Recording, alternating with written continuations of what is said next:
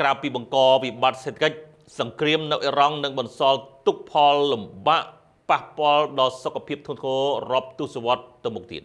ក្រុមអ្នកជំនាញបានប្រមានធ្ងន់ធ្ងរថាក្រៅតែពីបង្កវិបត្តិសេដ្ឋកិច្ចធំធេងដែលកំពុងធ្វើឲ្យពិភពលោកក្រឡាប់ចាក់នៅពេលនេះសង្គ្រាមនៅអ៊ីរ៉ង់ក៏កំពុងបង្កផលប៉ះពាល់ដល់បរិស្ថាននិងហានិភ័យដល់សុខភាពមនុស្សយ៉ាងធ្ងន់ធ្ងររាប់ទសវត្សរ៍ទៅមុខទៀតផងដែរ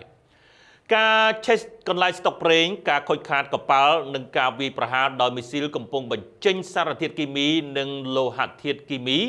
ដែលមានដង់ស៊ីតេខ្ពស់នឹងការបំពុលខ្យល់ទឹកនិងដីដែលជាលទ្ធផលវានឹងបង្កឲ្យកើតជំងឺសួត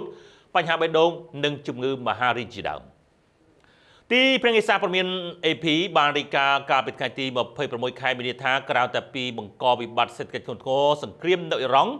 ដែលកំពុងរីករាលដាលពាសពេញតំបន់មជ្ឈិមបូព៌ាក៏នឹងបន្សល់ទុកនូវផលប៉ះពាល់ផ្នែកសុខភាពដល់មនុស្សធ្ងន់ធ្ងររាប់ទសវត្សរ៍ទៅមុខ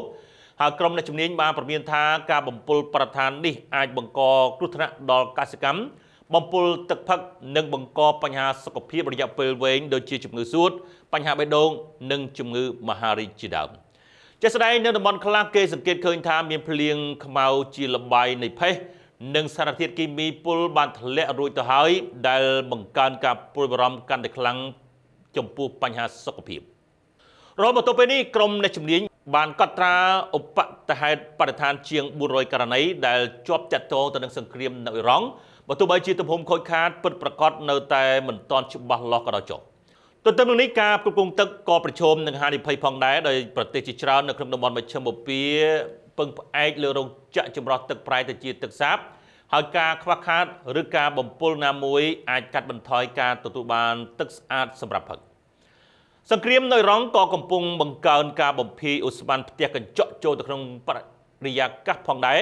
ដែលធ្វើឲ្យការប្រែប្រួលអាកាសធាតុកាន់តែអាក្រក់ទៅក្រុមអ្នកជំនាញបានព្រមានថាសូម្បីតែបន្ទាប់ពីសង្គ្រាមអ៊ីរ៉ង់បានបញ្ចប់ទៅហើយក៏ដោយក៏ការបោសសម្អាតការខូចខាតអាចចំណាយពេលជាច្រើនឆ្នាំខណៈដែលការកសាងឡើងវិញនៅហេដ្ឋារចនាសម្ព័ន្ធមូលដ្ឋានទំនងជាអាទិភាពបន្តជាងការស្ដារបរិស្ថានឡើងវិញ